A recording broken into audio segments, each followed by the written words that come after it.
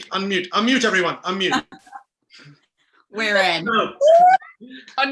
Apologies, there were sound problems just then, but we wanted to share with you some of the lovely well wishes that we've been getting over the last few days from the amazing community that it makes up the audience of Shakespeare Link and the Willow Globe. But we are the Wet Mariners. Unmute everyone. Unmute. We've got the echo here. Someone's need to turn off their speakers. Apologies, there were sound problems just then, but where is that echo coming from? The lovely well wishes. Last few days from the amazing. What's going on? I think it's me. This is the first of many technical issues that's probably going to be happening. There we are.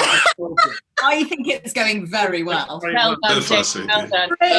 So here we are. Normally we'd be performing at the Willow Globe in the middle of Wales, which is one of the best theatres in the world, one of the theatre industry's best kept secrets. But because of obvious reasons, we can't be together. So we thought we'd put together a show for you to enjoy in the comfort of your own homes. We are the Wet Mariners. We came together about, I think, 8 years ago when we met at Lambda, and we did our first show at the Willow Globe in 2012 when we did Love's Labour's Lost. And this is the first time all 10 of us have been together since 2013 when we did Taming of the Shrew. We've got people performing live from London, from New York, from Los Angeles. We've all gone around the world, and now we're here beamed live to you, and it's gonna be crazy, and loads of things are gonna go wrong, and it's gonna be very silly, we hope.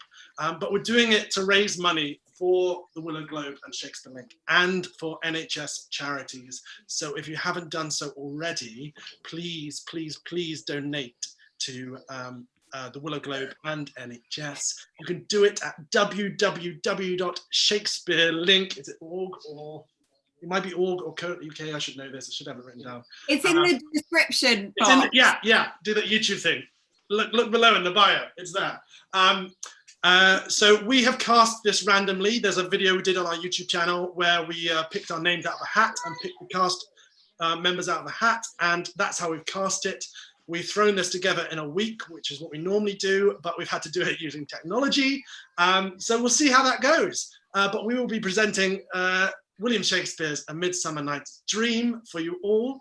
Please enjoy it. You can have your mobile phones on, you can drink, you can do whatever you want. You can go to the toilet.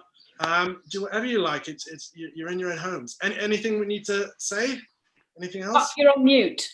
I'm not on mute. Am I? Oh my god. Oh, I am. Yeah. No. Classic Park. Well, if no one has anything to add, shall we begin? Let's go. Let's go. Yeah. Good luck, everyone. Good luck, everyone at home. Break legs, everyone. So we start every show with a countdown, just so we know where to be. So that's what we're going to do at home. So please count down with us, starting now. 10, 9, 8, 7, 6, 5, 4, 3, 2. 1. Now, fair Hippolyta, our nuptial hour draws on apace. 4 happy days bring in another moon. But oh, methinks how slow this old moon wanes. She lingers my desires. 4 days will quickly steep themselves in night. 4 nights will quickly dream away the time. And then the moon, like to a silver bow new bent in heaven, shall behold the night of our solemnities. Hippolyta, I wooed thee with my sword, and won thy love doing thee injuries. But I will wed thee in another key, with pomp, with triumph, and with reveling. Good Aegeus. Oh. What's the news with thee? Let's see. Full of vexation come I, with complaint against my child, my daughter Hermia. Demetrius, this man hath my consent to marry her. Lysander hath bewitched the bosom of my child. With cunning haste he filched my daughter's heart, turned her obedience, which is due to me, to stubborn harshness. She will not consent to marry with Demetrius. I beg the ancient privilege of Athens, as she is mine, I may dispose of her, which shall be either to this gentleman or to her death, according to our law immediately provided in this case. I'm so sorry, I just have to deal with this very quickly.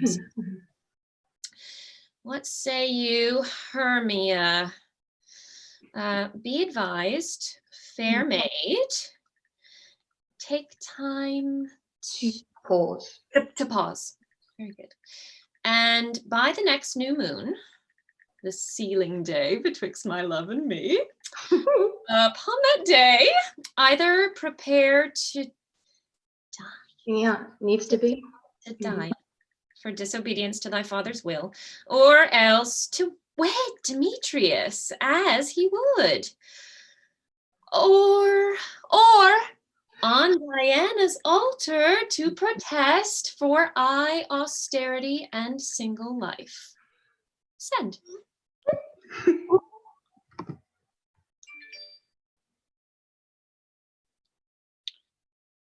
Upon that day, either prepare to die, or else to wed Demetrius.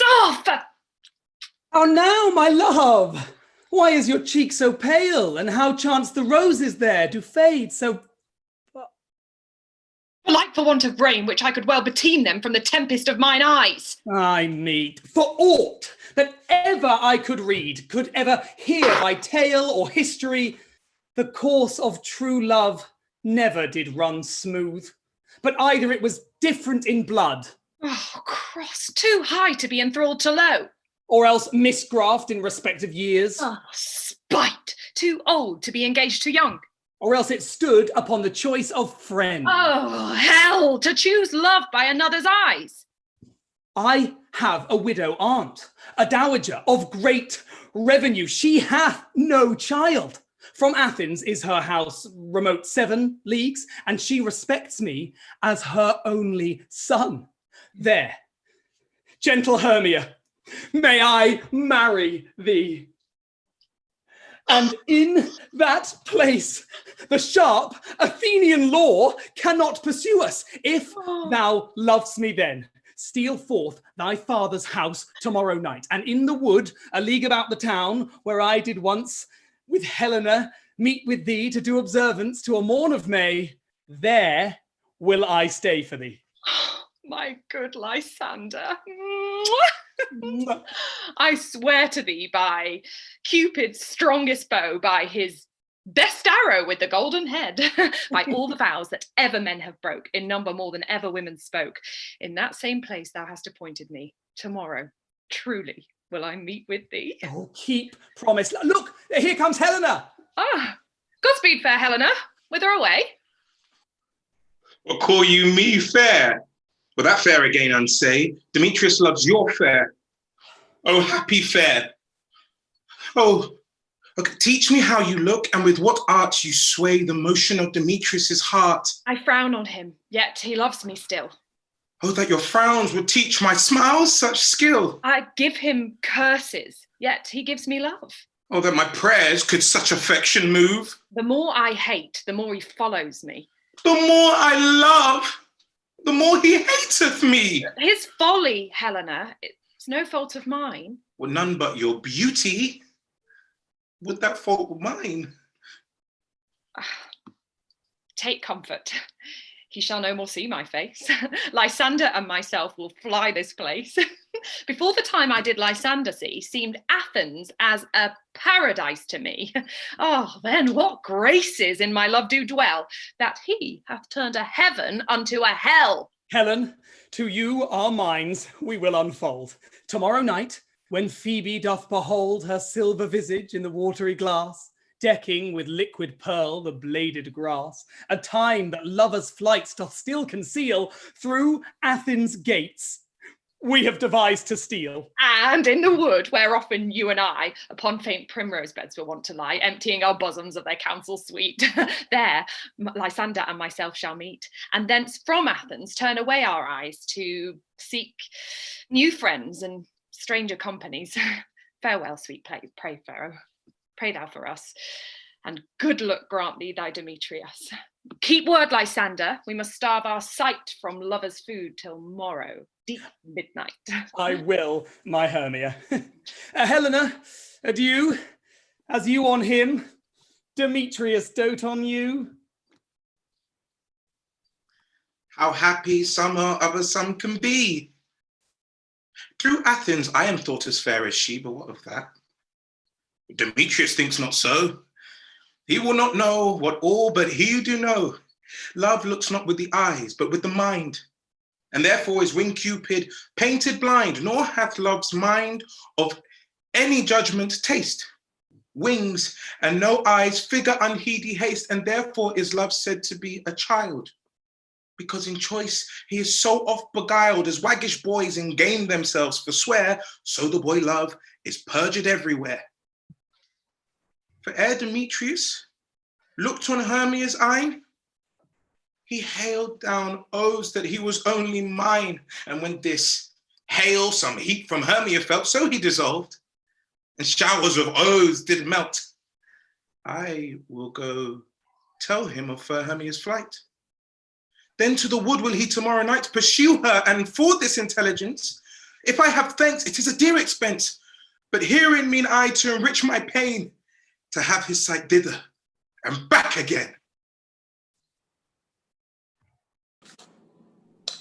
Okay, is all our company here? You're best to call them generally man by man according to the script. Here is the scroll of every man's name that is thought fit through all Athens to play in our interlude before the Duke and Duchess on his wedding day at night. First, good Peter Quince, say what the play treats on, and then read the names of the actors and so grow to a point.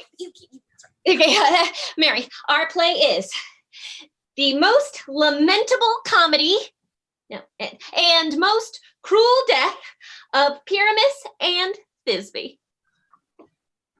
A very good piece of work, I assure you. Mm-hmm. Mary. Now, good Peter Quince, call forth the actors by the scroll. Answer as I call you. Nick Bottom the Weaver. Ready? What part I proceed? Yeah. You, Nick Bottom, are set down for Pyramus. Ooh. What is Pyramus? Is he a lover or a tyrant? Oh, yeah. It is a lover that kills himself, most gallant for love. That will ask some tears in the true performing of it. If I do it, let the audience look to their eyes. I will move storms. I will condole in some measure, but to the rest, right? No, my chief humor is for a tyrant. I could play Heracles, rarely, or a part to tear, a cat to make us split the raging rocks. The shivering shocks shall break the locks of the prison gate, and Phoebus, car, shall shine far and make and mar the foolish fates. This was lofty. Wow. Thank you. Okay. Francis Flute, the bellows mender. Here, Peter Quince.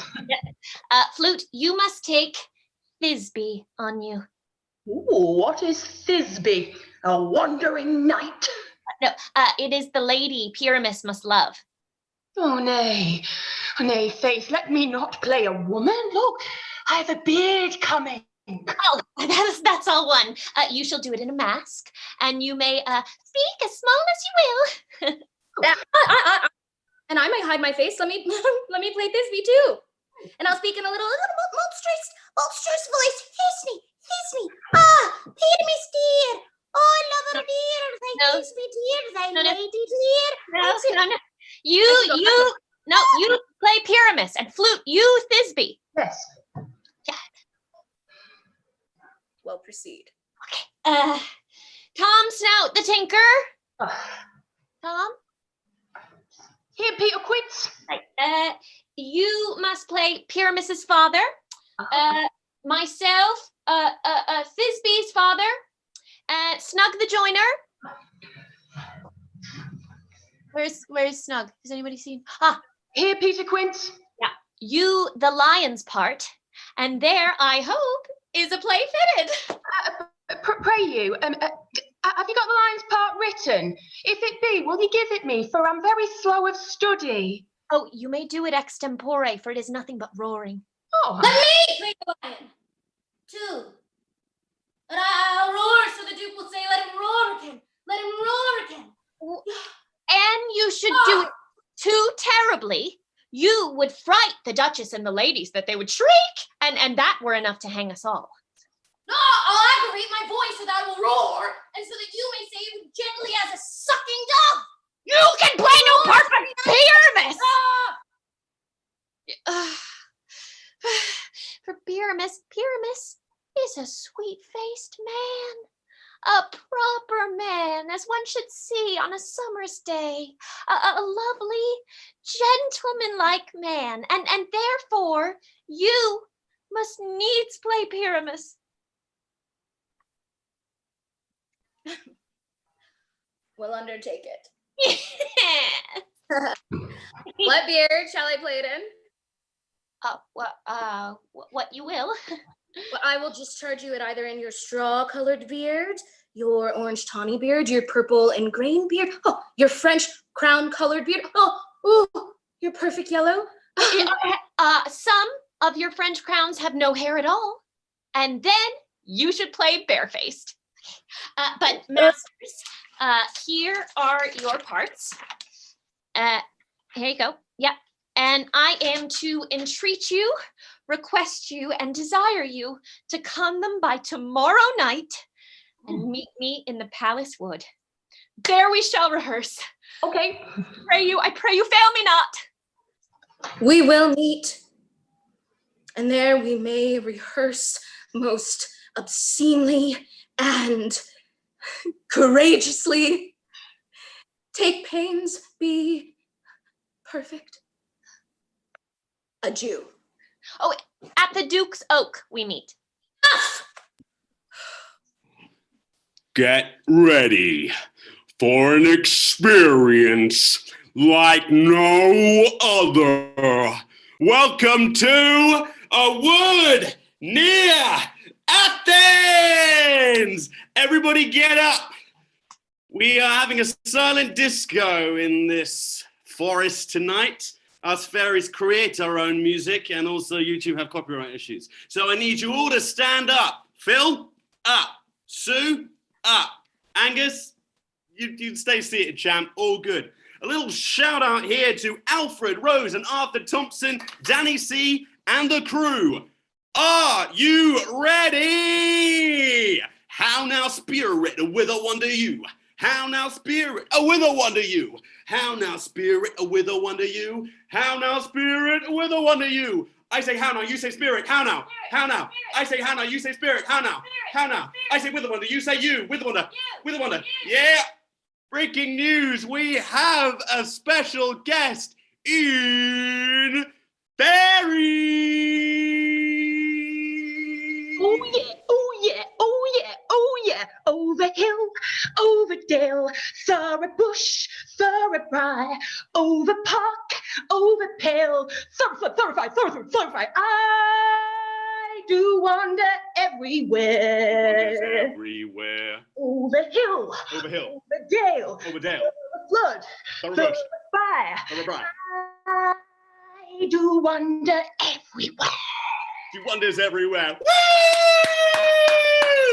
Thank you, Fairy. Take a bow. Ooh, boom. Well, farewell, thou love of spirits. I'll be gone. Our queen and all her elves come here anon. What? Fairy, I think you need to take a look at this. Oh.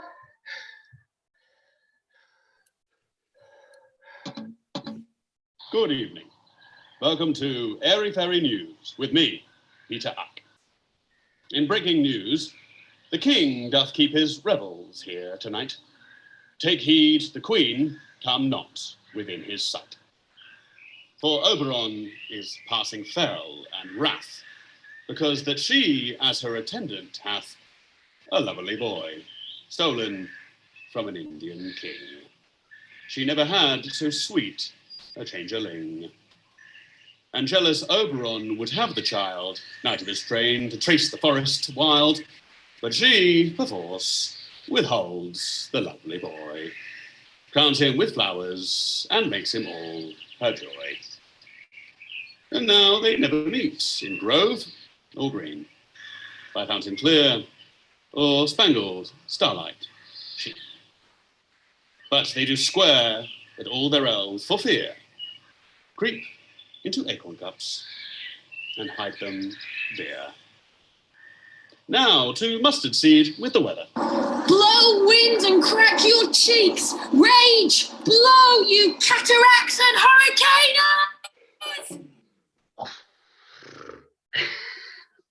Either I mistake your shape or making quite, or else you are that rude and knavish sprite called Robin Goodfellow, and not you he. Thou speak'st aright that frights the maidens of the villagery. Roo, fairy, here comes Oberon. And here my mistress, would that he were gone. Ill met by moonlight, proud Titania. What? Jealous Oberon? Fairies, skip hence. I have forsworn his bed and company. Tarry, rash wanton, am not I thy lord? Then I must be thy lady. Why art thou here, come from the farthest steppe of India? But that, forsooth, the bouncing Amazon, your buskin mistress and your warrior love, to Theseus must be wedded, and you come to bring their bed joy and prosperity.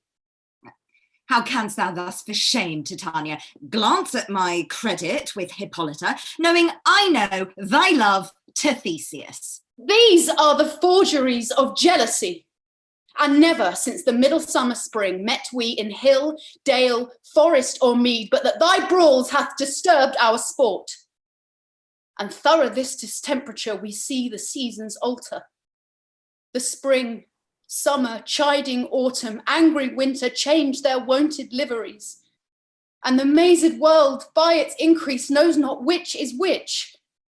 And this same progeny of evil comes from our debate, from our dissension. We are their parents and originals. Do you amend it then? It lies in you. Why should Titania cross her Oberon? I do but beg a little changeling boy to be my henchman. Set your heart at rest. The fairy land buys not the child of me. His mother was a votaress of my order, and in the spiced Indian air full night hath she gossiped by my side. But she, being mortal of that boy, did die. And for her sake do I rear up the child, and for her sake I will not part with him. How long within this wood intend you stay? Perchance till after Theseus's wedding day. If you will patiently dance in our round, and see our moonlight revels, go with us. If not, shun me, and I will spare your haunts. Give me that boy, and I will go with thee. Not for thy fairy kingdom. Fairies away. We shall chide downright if I longer stay. Well, go thy way. Thou shalt not from this grove till I torment thee for this injury. Gentle Puck, come hither. Thou rememberest, since once I sat upon a promontory and heard a mermaid on a dolphin's back uttering such dulcet and harmonious breath that the rude sea grew civil at her song. Certain stars shot madly from their spheres to hear the sea maid's music. I remember.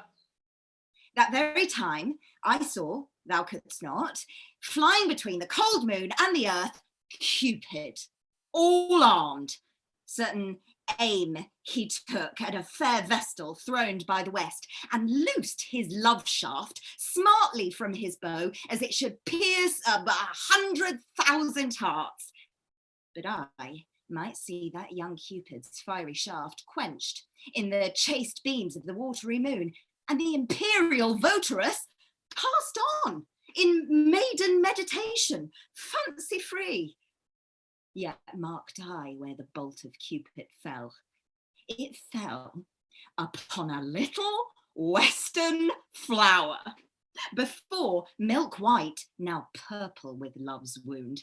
Maidens call it love in idleness. Fetch me that flower, the herb I showed thee once. The juice of it, on sleeping eyelids laid, will make or man or woman madly dote upon the next live creature that it sees.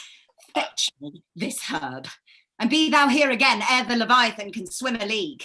I'll put a girdle around about the earth in 40 minutes.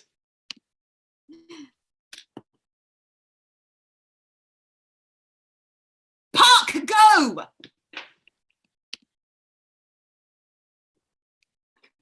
Having once this juice, I'll watch Titania when she is asleep and drop the liquor of it in her eyes. And the next thing that she waking looks upon, be it on lion, bear, or wolf, or bull, or meddling monkey, or on busy ape, she shall pursue it with the soul of love. And ere I take this charm from off her sight, as I can take it with another herb, I'll make her render up her page to me. Come here. I am invisible, and I will overhear their conference. I love thee not, therefore pursue me not. Where is Lysander and fair Hermia? The one I'll slay, the other slayeth me. Thou toldst me they were stolen unto this wood, and here am I, and woed within this wood, because I cannot meet my Hermia! Oh, hence get thee gone and follow me no more. You draw me, you hard-hearted adamant. But yet you draw not iron, for my heart is true as steel. Leave you your power to draw, and I shall have no power to follow you. Do I entice you? Do I speak you fair? Or do I not, in plainest truth, tell you I do not, nor I cannot love you? And even for that, do I love you the more? I am your spaniel, and Demetrius, the more you beat me, I will fawn on you.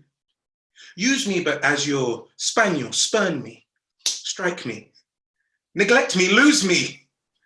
Only give me leave, unworthy as I am, to follow you. What worse a place can I beg in your love, and yet a place of high respect with me, than to be used as you use your dog?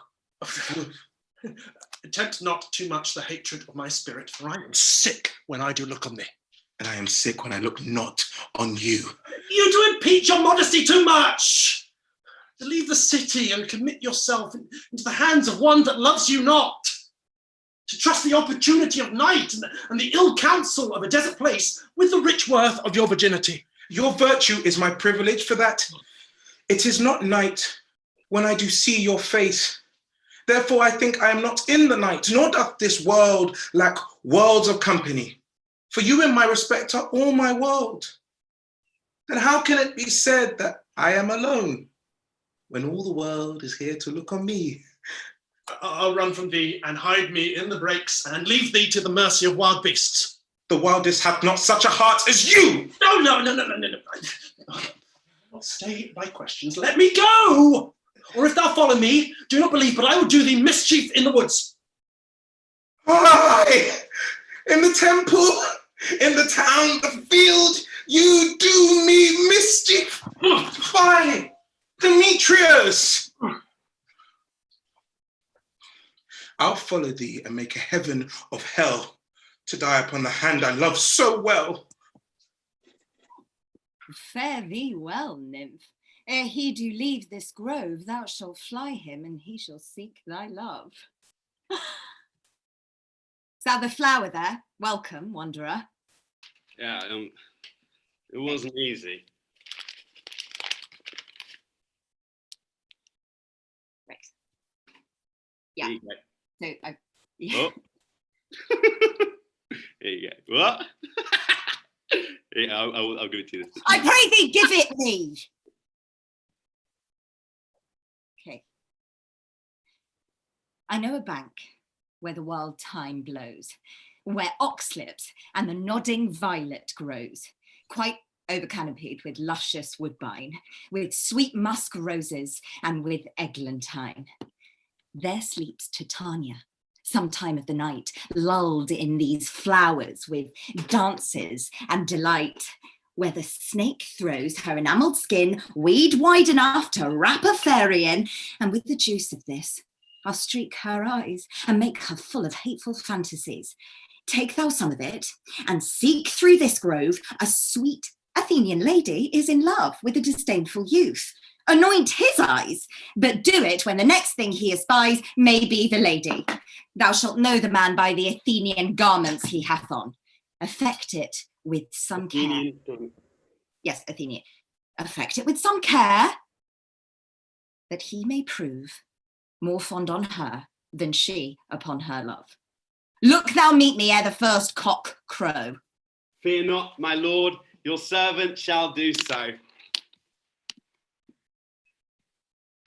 Come now, a fairy song. And you...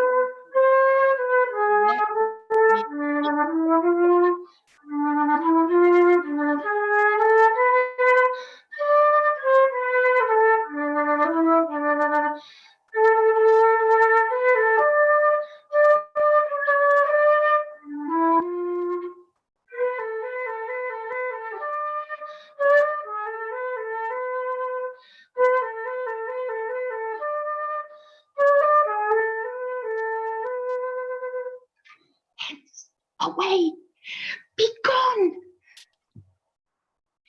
What thou seest when thou dost wake, do it for thy true love take. Love and languish for his sake, be it ounce or cat or bear, pard or boar with bristled hair.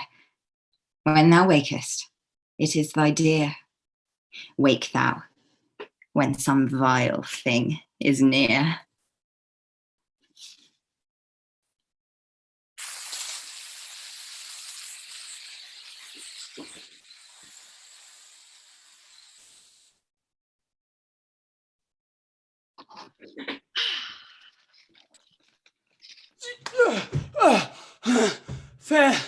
Fair love, you faint with wandering in the wood, and to speak troth, I have forgot our way. We'll rest us, Hermia, if you think it good, and tarry for the comfort of the day. Be it so, Lysander. Find you out of bed, for I, upon this bank, will rest my head.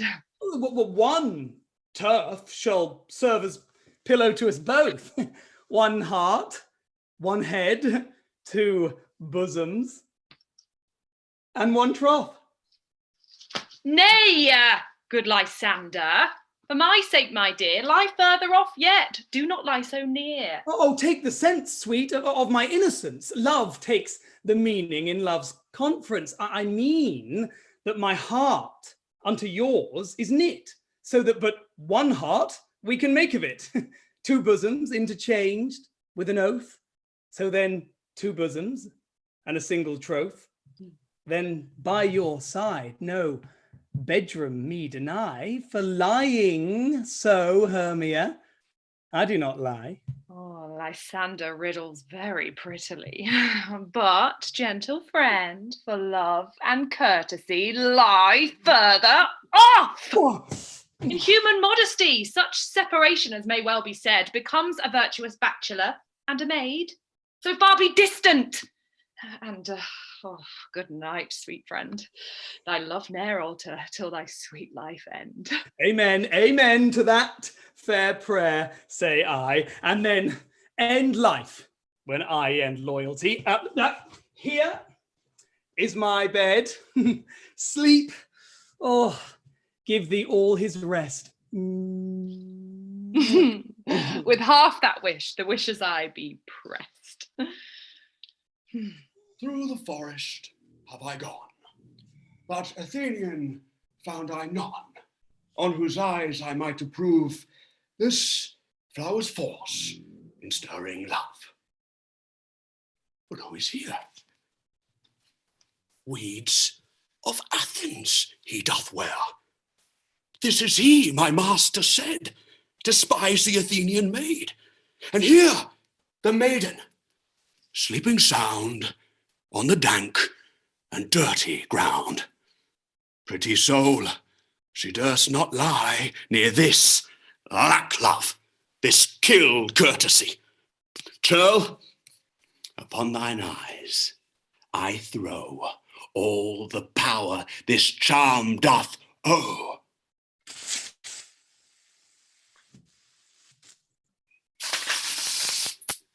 When thou wakest, let love forbid sleep his seat on thy eyelid. So awake when I am gone. Thrymus now to Oberon! Stay, though thou kill me, sweet Demetrius. I charge thee, hence, and do not haunt me thus. Oh, wilt thou darkling leave me? Do not so. Stay on thy peril, I alone will go. No! Oh! I am out of breath in this fond chase. The more my prayer, the lesser is my grace. Happy is Hermia, wheresoe'er she lies. For she hath blessed and attractive eyes. How came my eyes so bright? Well, not with salt tears. If so, my eyes are oftener washed than hers. No, no. I am as ugly as a bear. For beasts that meet me run away for fear. Therefore no marvel though Demetrius do as a monster fly my presence thus. What wicked and dissembling glass of mine made me compare with Hermia's fiery eyne? But who is here? What, Lysander on the ground? Dead or asleep? I see no blood, no wound. Lysander, if you live, good sir, awake.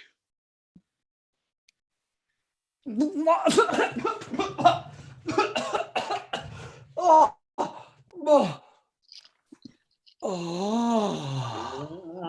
Love, love, love, love, love, love, love, love, love, love, love, love, love, love, love, love. And run through fire. I will for thy sweet sake. Transparent Helena, nature shows art that through thy bosom makes me see thy heart. Where is Demetrius? Oh, how fit a word is that vile name to perish on my sword. Do not say so, Lysander, say not so. What? Though he love your Hermia, Lord, what though? Yet Hermia still loves you, then be content. Content? With Hermia? No, I do repent the tedious minutes I with her have spent. Not Hermia, but Helena I love, who will not change a raven for a dove. Or the will of man is by his reason swayed, and reason says you are the worthier maid.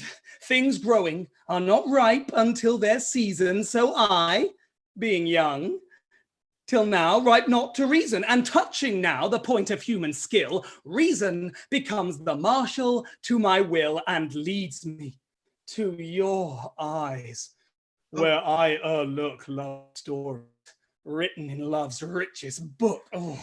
Wherefore was I to this keen mockery born? When at your hands did I deserve this scorn? Is it not enough? It's not enough, young man, that I did never, no, nor never can deserve a sweet look from Demetrius' eye, but you must flat my insufficiencies. Good troth, you do me wrong. Good sooth, you do in such disdainful manner me to woo. But fare you well. Perforce, I must confess, I thought you lord of more true gentleness. She sees not Hermia. Hermia, sleep thou there, and never mayest thou, Lysander, come near. For as a surfeit of the sweetest things the deepest loathing in a stomach brings, so thou, my surfeit and my heresy, of all be hated, but the most of me. And all my powers, address your love and might to honor Helen, and to be her knight. Help me! Lysander, help me! Do thy best to pluck this crawling serpent from my breast! Ay me, for pity! What a dream was here! Lysander, look how I do quake with fear! Methought a serpent eat my heart away, and you sat smiling at his cruel prey. Lysander? What? Remove, Lysander, Lord! Oh, what, out of hearing? Gone. No sound? No word? Oh, alack, where are you? Speak! And if you hear, speak of all love's I swoon almost with fear. No? Then I well perceive you all not nigh. Either death or you, I'll find immediately. We all met? Pat. And here's a marvelous, convenient place for our rehearsal. This green plot shall be our stage, this hawthorn brake our tiring house, and we will do it in action, as we will do it before the Duke. Peter Quince. What sayst thou, Bully Bottom?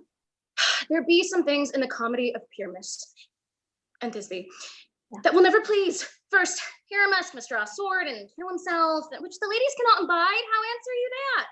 I believe we must leave the killing out when all is done. Well, I don't think... Not a whit. I have a device that will make all well. Write me a prologue. And let the prologue seem to say, we will do no harm with our swords, and that Pyramus is not killed indeed. And for the more better assurance, him that I, Pyramus, am not Pyramus, but Bottom, the weaver. This will put them out of their fear. Well, we will have such a prologue, and it will be written in 8 and 6. No.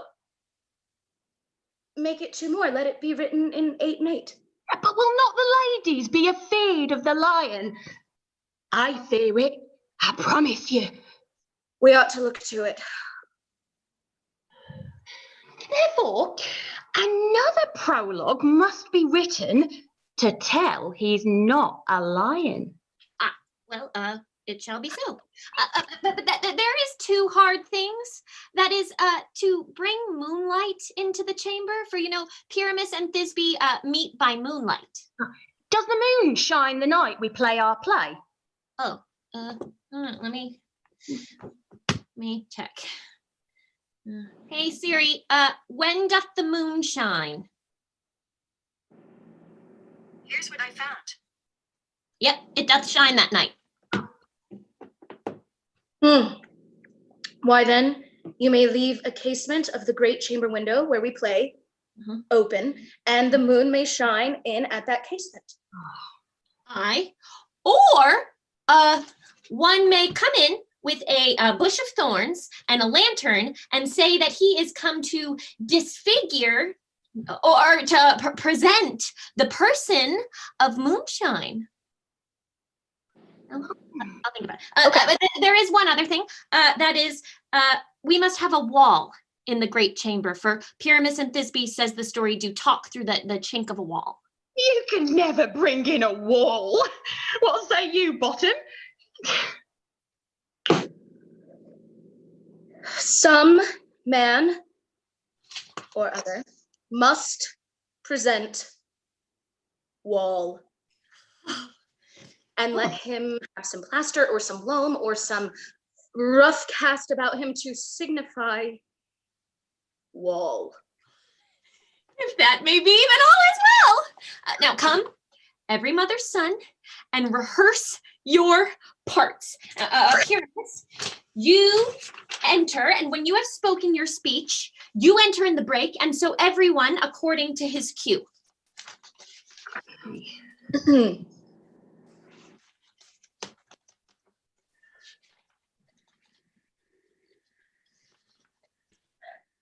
What hempen homespuns have we swaggering here so near the cradle of our fairy queen?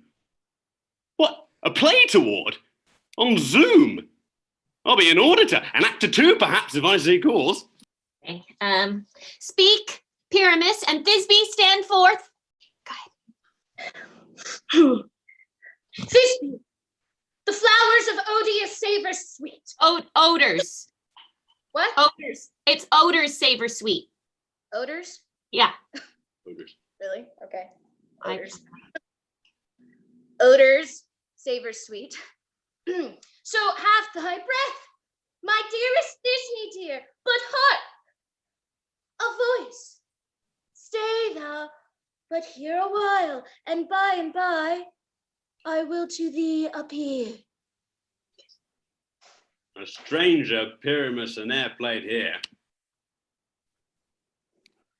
Yeah, unmute. Yes, unmute, for he goes. You see a voice that he heard, and it's to come again. It's your turn.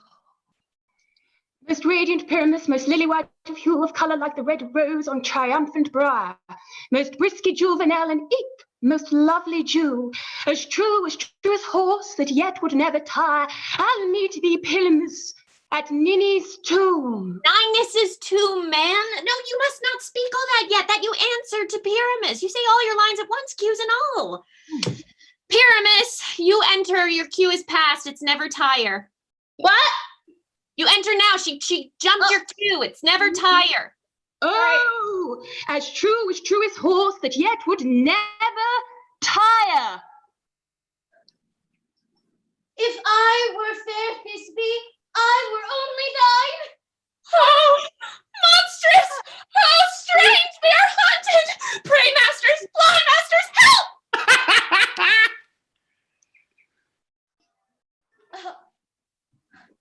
Why do they run away? Guys? Hello, guys? This is a knavery of them to make me afeard. That's very good. Oh, bottom, thou art changed. What do I see on thee? Ah! What do you see? Do you see an ass head of your own, do you? Bottom, bless thee, thou art translated!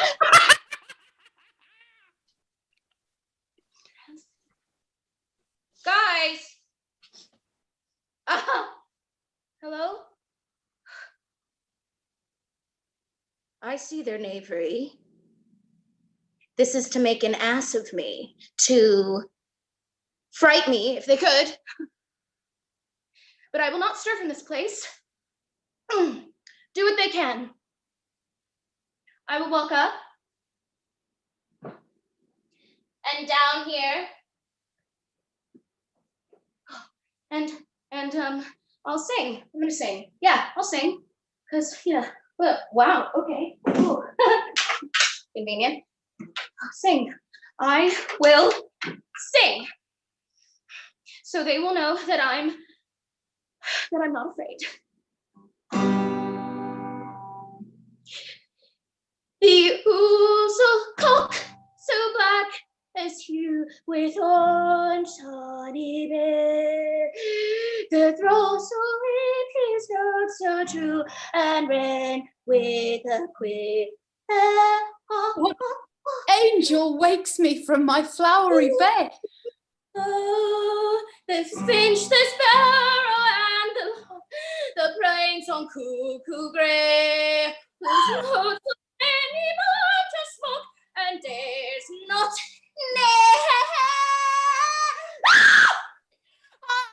Thee, gentle mortal, sing again. Mine ear is much enamoured of thy note, so is mine eye enthralled to thy shape, and thy fair virtue's force perforce doth move me in the first view to say, to swear, I love thee. Mistress, methinks you should have little reason for that. And yet, to say the truth, reason and love keep little company together nowadays. Thou art wise, as thou art beautiful. Not so neither. Oh, but if I had a wit enough to get out of this wood, I have enough to serve my own turn. So I'm gonna... Out of this wood do not desire to go. Thou shalt remain here, whether thou wilt or no. I'll bring thee fairies to attend on thee, And they shall fetch thee jewels from the deep, and sing whilst thou on pressed flowers dost sleep. Peas blossom. Ready. Cobweb. And I. Moth. And I. And mustard seed. And I. Be kind and courteous to this gentleman. Feed him with apricots and dewberries. The honey bags steal from the humble bees. And the night tapers crop their waxen thighs and light them with the fiery glowworm's eyes, to have my love to bed and to arise. Nod to him, elves, and do him courtesies. Hail, mortal. Hail. Hail. Hail. I cry your worship mercy heartily. I beseech, what's your name? Cobweb. I shall desire you of more acquaintance, good Master Cobweb. And your name, honest gentleman? Peas blossom. Oh, I pray you, commend me to Mr. Squashed your mother and to Master Peascod your father. Yeah, your name, I beseech you? Mustard seed. Good Master Mustard Seed. I know your patience well. Some cowardly giant like ox beef hath devoured many a gentleman of your house. Come, wait upon him. Lead him to my bower. The moon, methinks, looks with a watery eye, and when she weeps, weeps every little flower, lamenting some enforced chastity. Tie up my love's tongue. Bring him silently.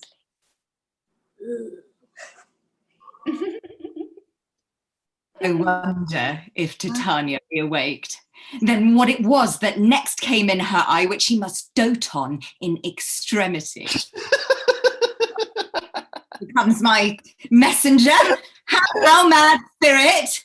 What night rule now about this haunted grove? My mistress with a monster is in love. Falls out better than I could devise. But hast thou yet latched the Athenian's eyes with the love juice, as I did bid thee do? I took him sleeping, that's finished too, and the Athenian woman by his side, that when he waked, of force she must be eyed. Well, stand close. This is the same Athenian. This is the woman, but not this the man. Oh, why rebuke you him that loves you so? Lay breath so bitter on your bitter foe. Now I but chide, but I should use thee worse, for thou, I fear, hast given me cause to curse. If thou hast slain Lysander in his sleep, being all shoes in blood, plunge in the deep and kill me too. Yeah, it cannot be, but thou hast murdered him. So should a murderer look, so dead, so grim. So should the murdered look, and so should I, pierced through the heart with your stern, cruel tie. Yet you, the murderer, look as bright, as clear, as yonder Venus in her glimmering sphere. What's this to my Lysander? Where is he? Oh, good Demetrius, wilt thou give him me? I had rather give him. I'd rather give his carcass to my hounds. Out, dog, out. Thou drivest me past the bounds of maiden's patience. Hast thou slain him then? Henceforth be never numbered among men. Oh, once tell true, even for my sake. Durst thou have looked upon him being awake, and hast thou killed him sleeping? Oh, brave touch! Could not a worm, an adder, do so much? An adder did it, for with a doubler tongue than thine, thou serpent, never adder stung. You spend your passion on a misprized mood. I am not guilty of Lysander's blood, nor is he dead for aught that I can tell. Oh, I pray thee, tell me then, is he well? And if I could, what should I get, therefore? A privilege never to see me more, and from thy hated presence part I so. See me no more, whether he be dead or no. There's no following her in this fierce vein. Here, therefore, for a while I will remain. So sorrow's heaviness doth heavier grow, for debt that bankrupt sleep doth sorrow owe, which now in some slight measure it will pay, if for his tender here I make some stay. What hast thou done? Thou hast mistaken quite, and laid the love juice on some true love sight. Of thy misprision must perforce ensue some true love turned, not a false turn true. About the wood go swifter than the wind, and Helena of Athens look thou find. Oh, fancy sick she is, and pale of cheer, with sighs of love that cost of fresh blood dear. By some illusion, see thou bring her here, I'll charm his eyes, against she do appear. I go. Oh, look how I go. Swifter than arrow from the Tartar's bow. Wrong way. Sorry. Flower of this purple dye, hit with Cupid's archery, sink in apple of his eye. When his love he doth espy, let her shine as gloriously as the Venus of the sky. When thou wakest, if she be by, beg of her for remedy.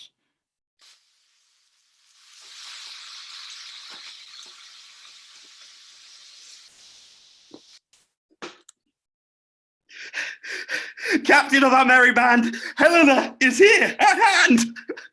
And the youth mistook by me, pleading for a lover's fee.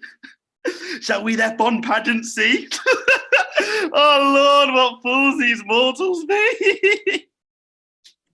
Why should you think that I should woo in scorn? Scorn and derision never come in tears. Look, when I vow, I weep, and vows so born in their nativity all truth appears. You do advance your cunning more and more. These vows are Hermia. Will you give her o'er? I had no judgment when to her I swore. Nor none in my mind, now you give her o'er. Demetrius loves her, and he loves not you. Wow. La la la, la la, la la. La, la, la. Ah, Helen. Goddess, nymph, perfect, divine. To what, my love, shall I compare thine eye? Crystal is muddy. Oh, how ripe in show thy lips, those kissing cherries tempting grow. Oh, spite. Oh, hell. I see you are all bent to set against me for your merriment. If you were civil and knew courtesy, you would not do me thus much injury. Well, can you not hate me, as I know you do, but you must join in souls to mock me too, to vow, to swear, and super praise my parts when I am sure you hate me with your hearts. You are both rivals and love Hermia. Are now both rivals to mock Helena, or a trim exploit. A manly enterprise to conjure up tears in a poor maid's eyes. With your derision, none of noble sort would so offend a virgin and extort a poor soul's patience, or to make you sport. You are unkind, Demetrius. Be not so, for you love Hermia. This you know I know. And here, with all goodwill, with all my heart, in Hermia's love, I yield you up my part, and yours of Helena to me bequeath, whom I do love, and will do till my death. Never did mockers waste more idle breath. Lysander, keep thy Hermia. I will none. If e'er I loved her, all that love is gone. My heart to her is but a guest-wise sojourned, and now to Helen is it home returned, there to remain. Helen, it is not so. Disparage not the faith thou dost not know, lest to thy peril thou abide it, dear. Look where thy love comes. Yonder is thy dear. Oh, thank God. Thou art not by mine eye, Lysander found, mine ear, I thank it, brought me to thy sound. But why unkindly didst thou leave me so? Why should he stay whom love doth press to go? Ugh. What love could press Lysander from my side? Lysander's love, that would not let him bide, fair Helena, who more engilds the night than all the fiery O's and eyes of light. Why seekest thou me? Could not this make thee know the hate I bear thee made me leave thee so? You speak not as you think. It cannot be. Lo! She is one of this confederacy. Now I perceive they have conjoined all three to fashion this false sport in spite of me. Injurious Hermia, most ungrateful maid. What, have you conspired? Have you with these contrived to bait me with this foul derision? Is all the counsel we two have shared, all school days friendship, childhood innocence, oh, is it all forgot? We, Hermia, like two artificial gods, have with our needles created both one flower, both on one sampler, sitting on one cushion, both warbling of one song, both in one key, as if our hand, our sides, voices and minds had been incorporate, so we grew together, like to a double cherry, seeming parted, but yet a union in partition. And will you rent our ancient love asunder to join with men in scorning your poor friend? It is not friendly, 'tis not maidenly. Your sex as well as I may chide you for it, though I alone do feel the injury. Well, I am amazed at your passionate words. I scorn you not. It seems that you scorn me.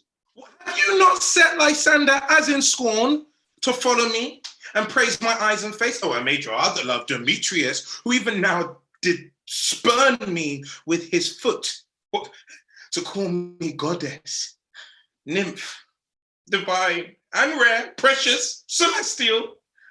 Wherefore speaks he this to her he hates, and wherefore doth Lysander deny your love so rich within his soul, and tender me, forsooth, affection, but by your setting on, by your consent? I understand not. I do. No.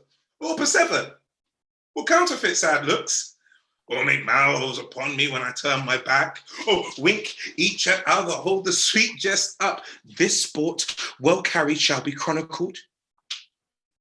If you had any pity, grace, or manners, you would not make me such an argument, but fare you well. What is partly my own fault, which death or absence soon shall remedy. Stay, gentle Helena, hear my excuse. My love, my life, my soul, fair Helena. Oh, excellent. Do not scorn her so. If she cannot entreat, I can compel. Thou canst compel no more than she entreat. Thy threats have no more strength than her weak prayers. Helen, I love thee. By my life I do. I swear by that which I will lose for thee to prove him false that says I love thee not. I say I love thee more than he can do. If thou say so, then withdraw and prove it too. Oh, you... quick, come! Lysander, where to tend all this? Oh, away you! No, you can't use language like that. No. Away! Get off, you vile third, you cat! You burr, you loose, you... I will shake you from me like a serpent! Oh. Why are you grown so rude? What change is this? Sweet love. Thy love, out, tawny Tartar, out, loathed medicine, hated potion, hence. Do you not jest? Demetrius, I will keep my word with thee. I would I had your bond, for I perceive a weak bond holds you. I'll not trust your word. Oh, what? Should I hurt her? Strike her, kill her dead? Although I hate her, I'll not harm her so. Well, what can you do me greater harm than hate? Hate me? Wherefore? Ah, me, what news, my love? Am I not Hermia? Are you not Lysander? I am as fair now as I was ere while. Since night you loved me, yet since night you left me, why then you left me? Oh, that God's forbid. In earnest, shall I say?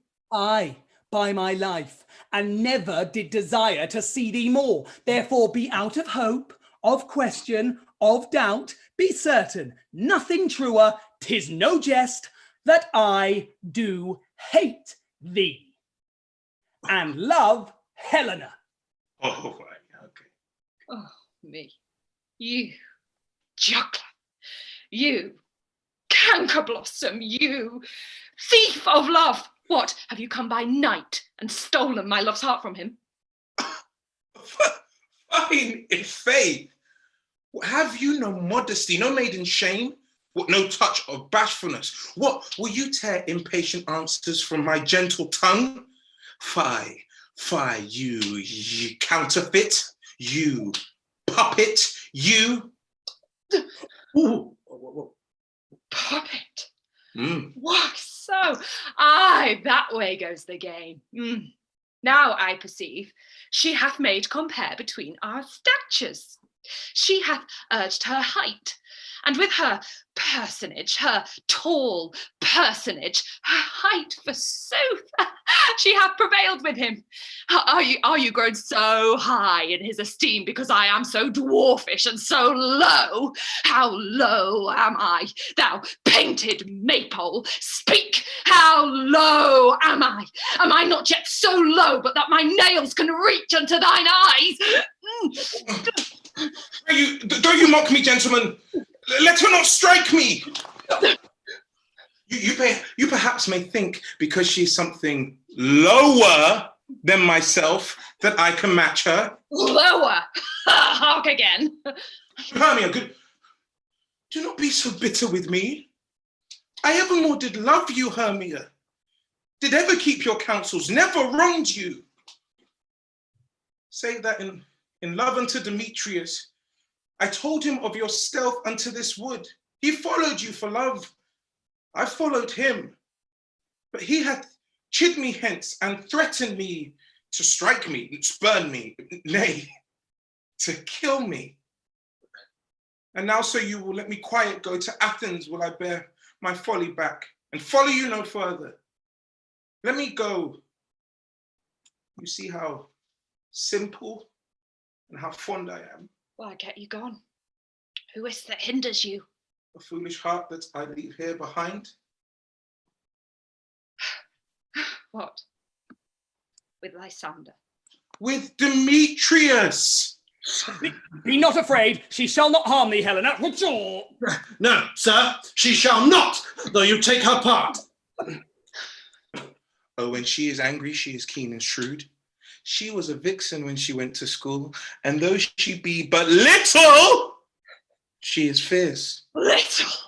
Again? Nothing but low and little. Why will you suffer her to flout me thus? Let her come to me. Oh, get you gone, you dwarf, you minimus of hindering knot-grass maid, you bead, you acorn. You are too officious in her behalf that scorns your services. Let her alone. Speak not of Helena. Take not a part, for if thou dost intend never so little show of love to her, thou shalt abide it. Ah, now she holds me not. Whittaker! Ow! Stop it!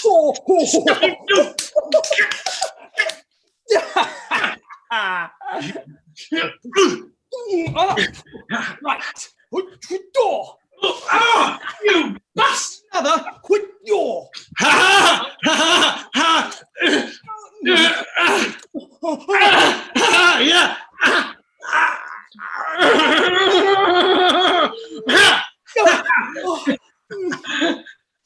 Right. What?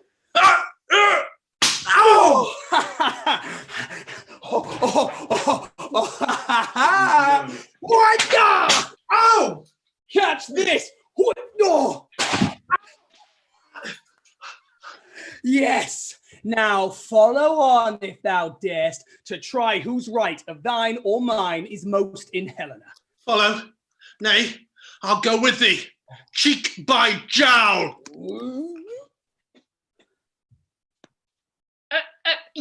Mistress, all this coil is long of you. Nay, go not back. I will not trust you.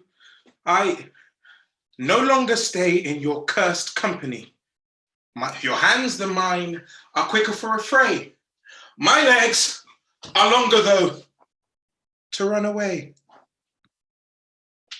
I am amazed. I know not what to say. This is thy negligence. Still thou mistakest, or else committest thy knaveries wilfully. Believe me, King of Shadows, I mistook. Thou seest these lovers seek a place to fight. Hie therefore, Robin, overcast the night, and lead these testy rivals so astray as one come not within a blah, blah, blah, blah, blah. Blah, blah, blah, blah. Blah, blah, blah, blah, blah, blah. Blah, blah, blah, blah, blah, blah.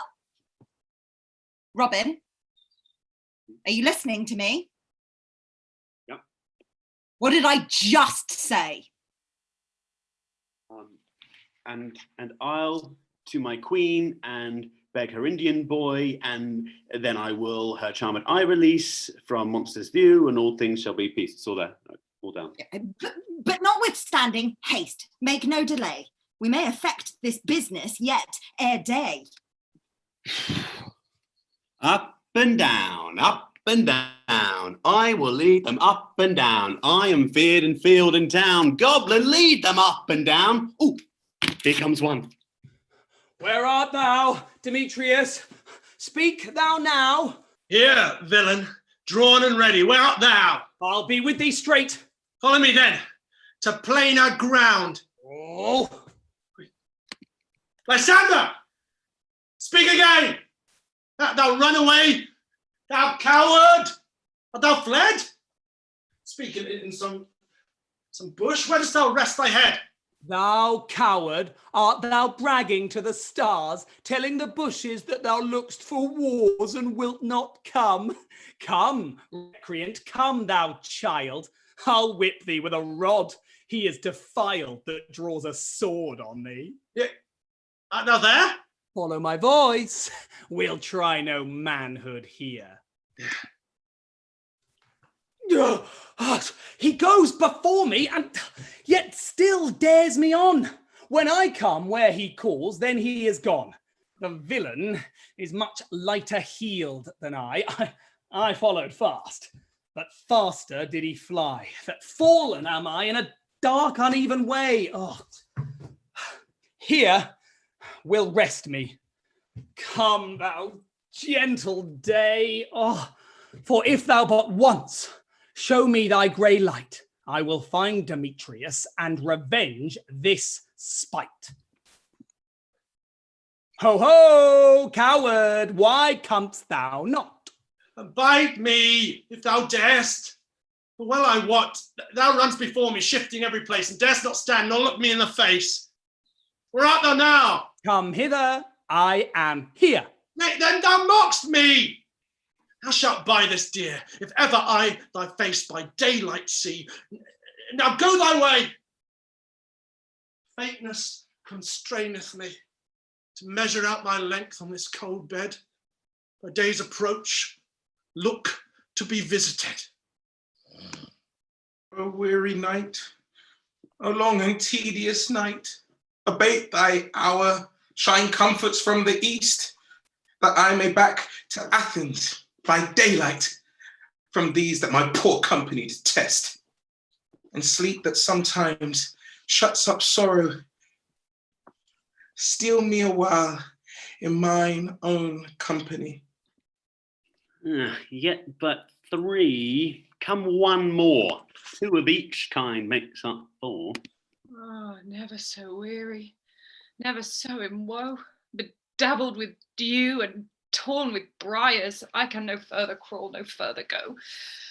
My legs can keep no pace with my desires. Here I will rest till the break of day. Heavens shield Lysander, if they mean a fray. On the ground, sleep sound, I'll apply to your eye gentle lover remedy.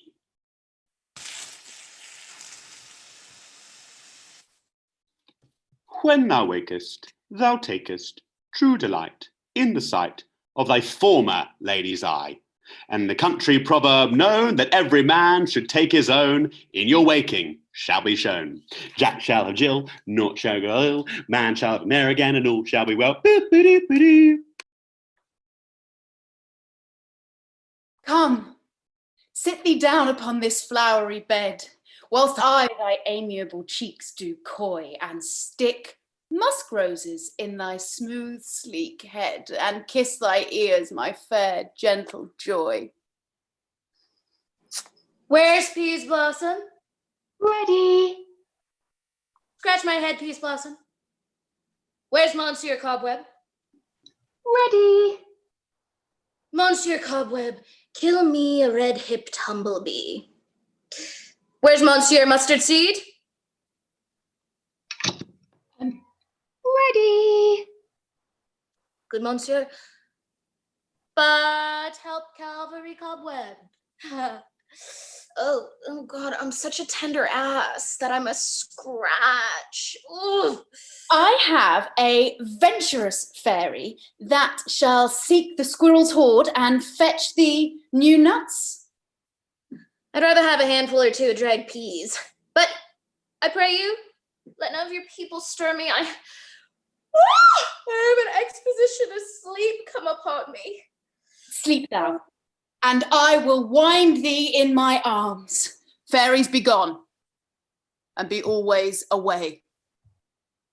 So doth the woodbine, the sweet honeysuckle gently entwist, the female ivy so enrings the barky fingers of the elm. Oh, how I love thee, how I dote on thee.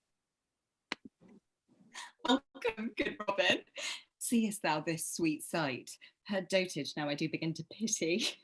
And gentle Puck, take this transformed scalp from off the head of this Athenian swain. Then he, awaking when the other do, may all to Athens back again repair. Then think no more of this night's accidents, but as the fierce vexation of a dream. But first, I will release the fairy queen. Be as thou was wont to be. See as thou wast wont to see. Dian's bud o'er Cupid's flower hath such force and blessed power. Now, my Titania, wake you.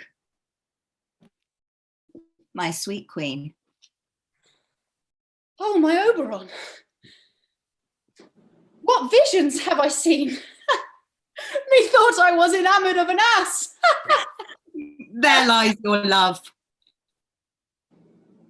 Oh, how came these things to pass? Oh, how mine eyes do loathe his visage now. Silence a while. Robin, take off his head. Titania, music call. Come, music, such as charmeth sleep. How now, spirit, whither wander you? How now, spirit, whither wander you? How now, spirit, whither wander you? Now, when thou wakest, with thine own fool's eyes peep. Sound music. Come, my queen, take hands with me, and rock the ground whereon these sleepers be. Now thou and I in new amity, and will tomorrow midnight solemnly dance in Duke Theseus's house triumphantly, and bless to all fair prosperity.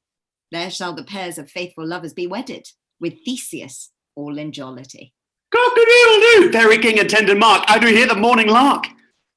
Then, my queen, in silent sad trip we after the night's shade. We the globe can compass soon, swifter than the wandering moon. Come, my lord, and in our flight tell me how it came this night that I, sleeping here, was found with these mortals on the ground.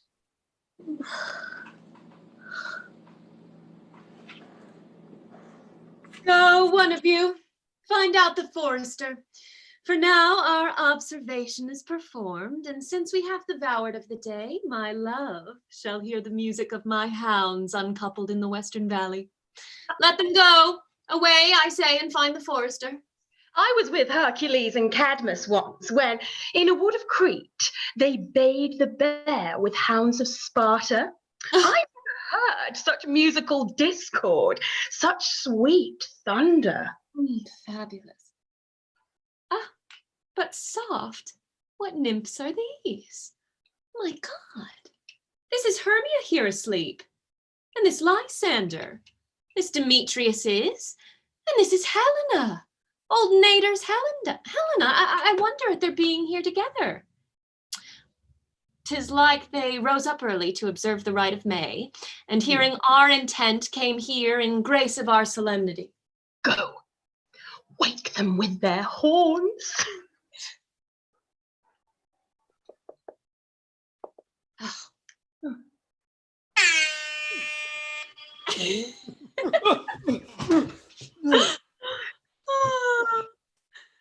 Good morrow, friends. St. Valentine is past. Begin these woodbirds but a couple now?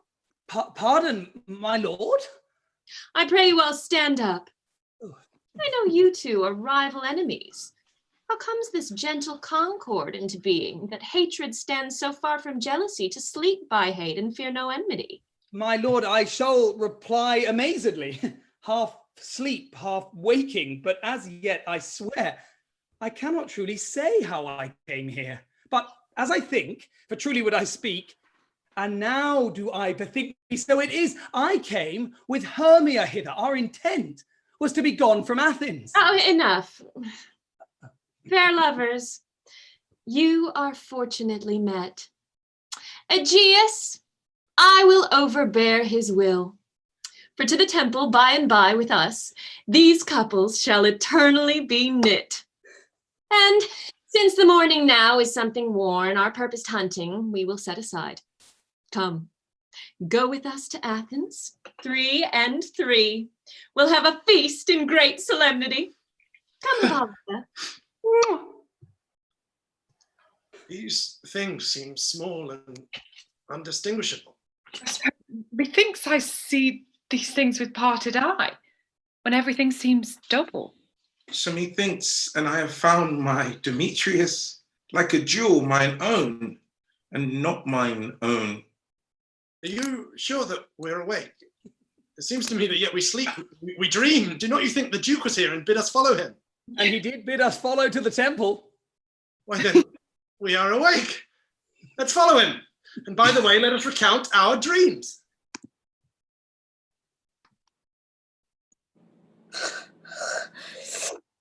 I'm Kingdom's comics. I'm pyramids. Go. Hey who? Peter Quince? Flute? It's not the tinker. Starveling?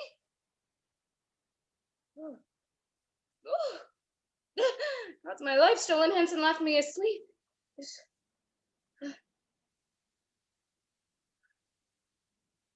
I have had a most rare vision.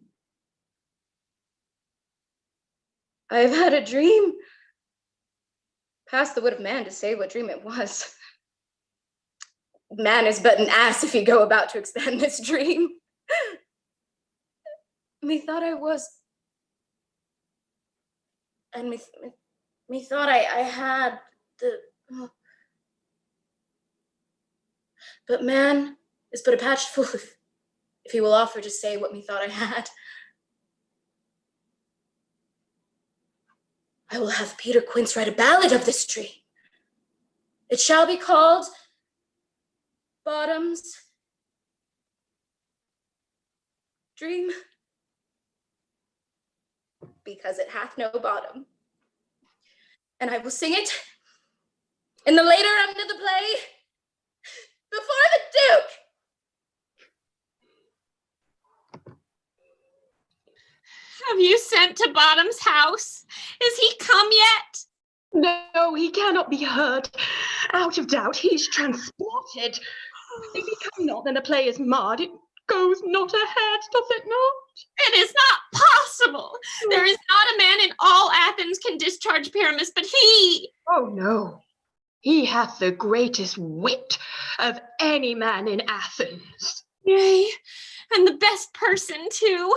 And he is a very paramour for a sweet voice. You must say paragon. A paramour is, God bless us, a thing of naught. Oh.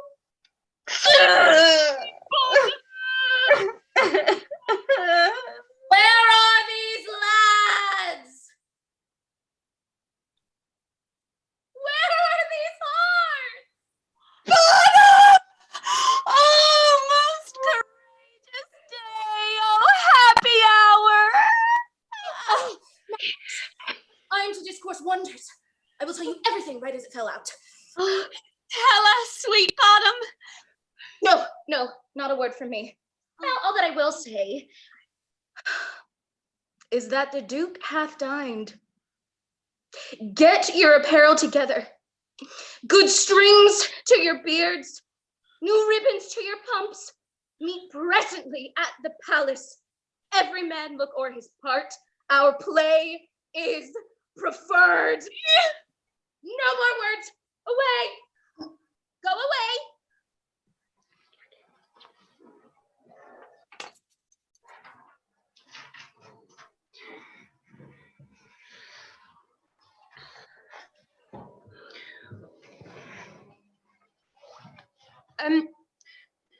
A play there is, my lord. It's 10 words long, which is as brief as I've ever known a play. But by 10 words, my lord, it is too long. What are they that do play it? Well, the hard-handed men live here in Athens, but they've never used their minds till now. Ah, we will hear it. No, my lord, it's not for you. We will hear this play. Go send for the players. Ladies, take your places.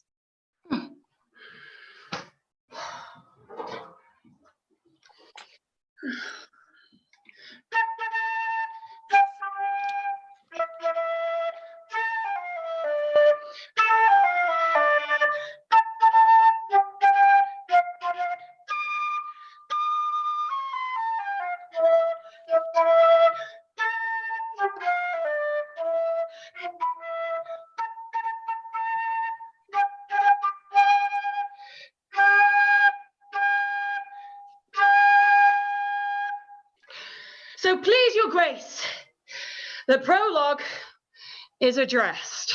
Me. Hello. Good evening. Okay. If we offend, it is with our goodwill, that you should think we come not to offend, but with goodwill, to show our simple skill, that is the true beginning of our end. Consider then we come not but in despite. We do not come as minding to contest you. Our true intent is, all for your delight. We are not here, that you should here repent you. The actors are at hand, and by their show, you shall know all that you are like to know. Enter actors. There's one of them. Enter other actors coming. Okay, gentles, perchance you wonder at this show, but wonder not till truth make all things plain. This man is Pyramus. There he is. Yeah, that you would know. This beauteous lady, Thisbe is certain. This man with lime and rough cast, it's a wall, it's a wall, it's a wall, it's a wall. This man with lime and rough cast doth present wall, that vile wall which did these lovers sunder, and through wall's chink, poor souls, they are content to whisper, at the which let no man wonder. Okay, this man with lantern. This man with, he's coming. He has a lantern. This man with lantern. This dog. He's got the dog. Dog and bush of thorn. There it is. Presenteth moonshine. For if you will know, by moonshine did these lovers think no scorn. To meet at Ninus' tomb, there to woo. This grisly beast. This grisly beast, ooh, here he comes, so scary. What's he gonna be? Look, there he is. It's really a lion hight by name. The trusty Thisbe, coming first by night, did scare away, or rather did affright. And as she fled, her mantle she did fall, which lion vile with bloody mouth did stain. Anon comes Pyramus. Put down the dog bottom. Comes Pyramus. Anon comes Pyramus, sweet youth and tall, and finds his trusty Thisbe's mantle slain. Whereat, with bloody blameful blade, he bravely broached his bloody boiling breast, and Thisbe, tarrying in mulberry shade, his dagger drew and died. For all the rest, let lion, moonshine, wall, and lovers twain at large discourse, while here they do remain.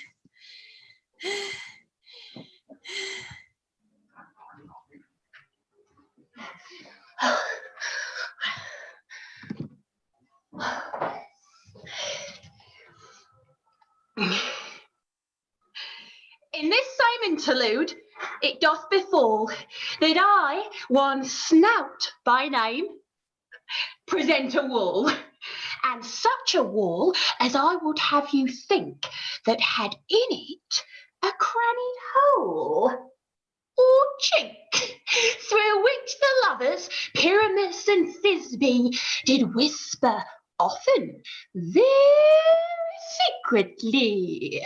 This loam, this rough cast, and this stone doth show that on that same wall, the truth is so.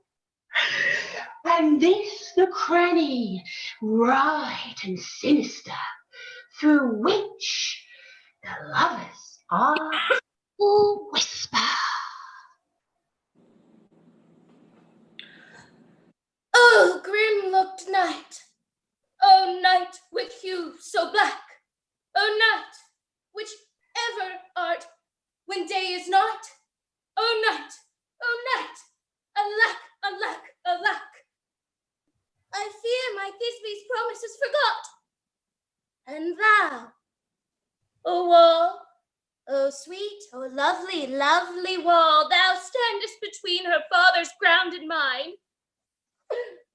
Show me thy chink, to blink through with mine eye. Thank you, courteous wall, Jove shield thee well for this. But what I see, no Thisbe do I see. Oh, wicked wall, through whom I see no bliss. Cursed be thy stones for thus deceiving me. The wall methinks being sensible should curse again. Oh, no, in truth, sir, he should not. Deceiving me is Thisbe's cue. She's to enter now. Oh, wall, full often hast thou heard my moans, for parting my fair Pyramus and me.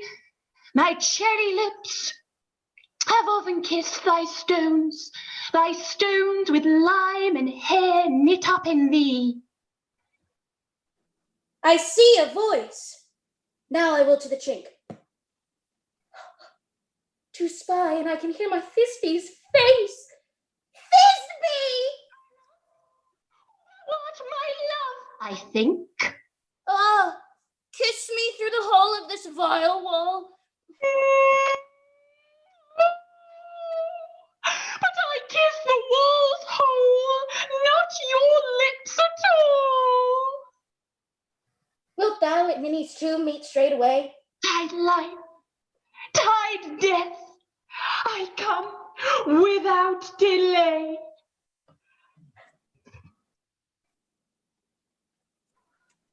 Thus have I, wall, my part discharged so, and being done, away doth wall go.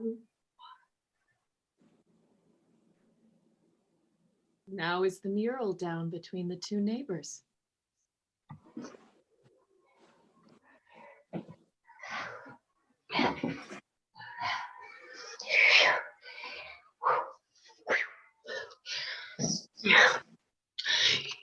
You ladies, you whose gentle hearts do fear the smallest monstrous mouse that creeps on floor may now perchance both quake and tremble here when lion wrath in wildest rage doth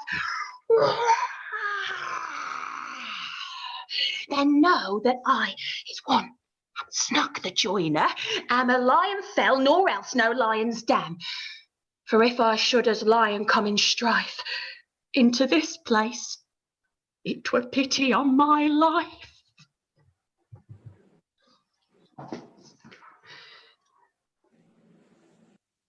This lantern doth the horned moon present.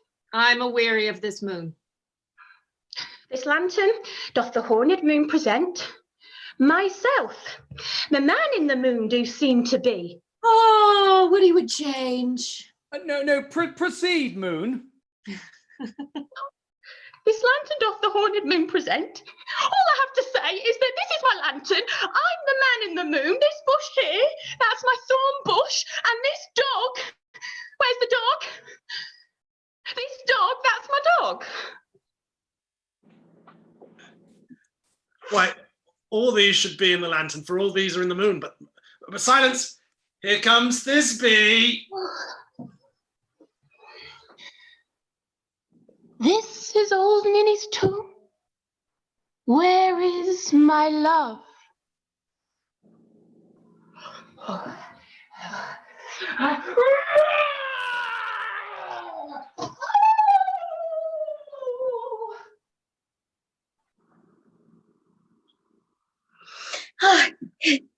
Oh,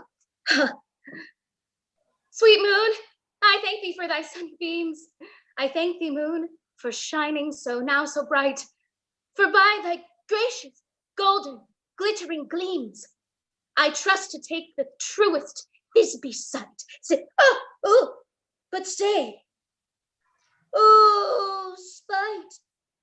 But mark, poor knight, what dreadful doe is here? Eyes, do you see? How can it be? Oh, dainty dog, oh dear! Thy mantle, good, what, stained with blood?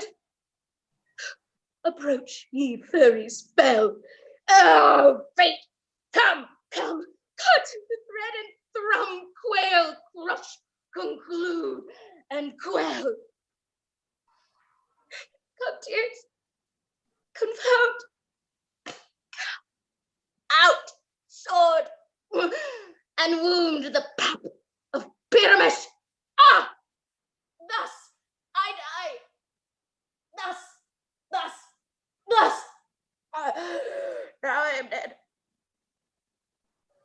Oh, now I am fled.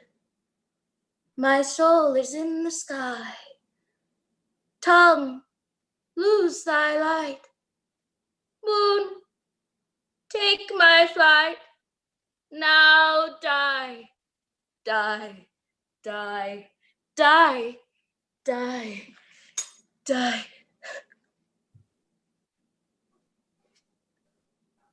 Asleep, my love? What? Dead, my dove?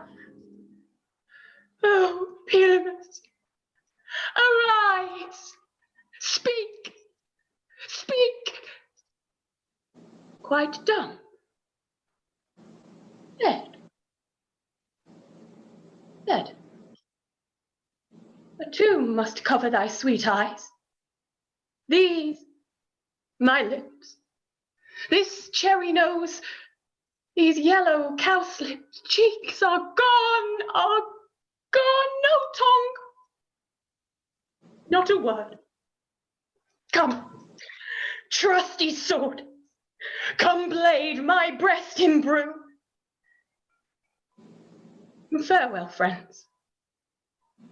Thus Thisbe ends. Adieu.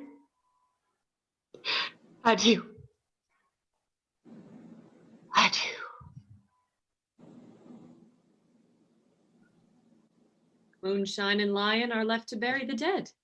Aye, and Wall too. No, I assure you, the wall is down for that part of their followers. Will it please you to see the epilogue? Oh, It's no epilogue, I pray you, for your play needs no excuse. 1, 2, 4, 5, 6, 7, 8. 1, 2, 3, 4, 5, 6, 7, 8.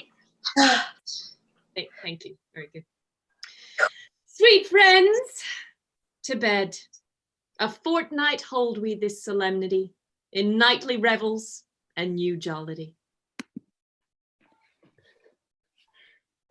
If we shadows have offended, think but this, and all is mended, that you have but slumbered here, while these visions did appear, and this weak and idle theme no more yielding, but a dream. Gentles, do not reprehend. If you pardon, we will mend, and as I am an honest Puck, if we have unearned luck now to scape the serpent's tongue, we will make amends ere long. Else the Puck a liar call. So, good night unto you all.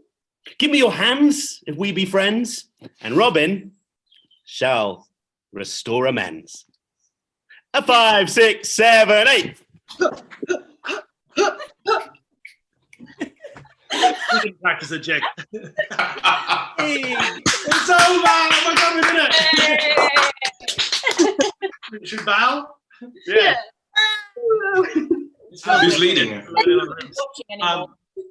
Thank you so much for watching.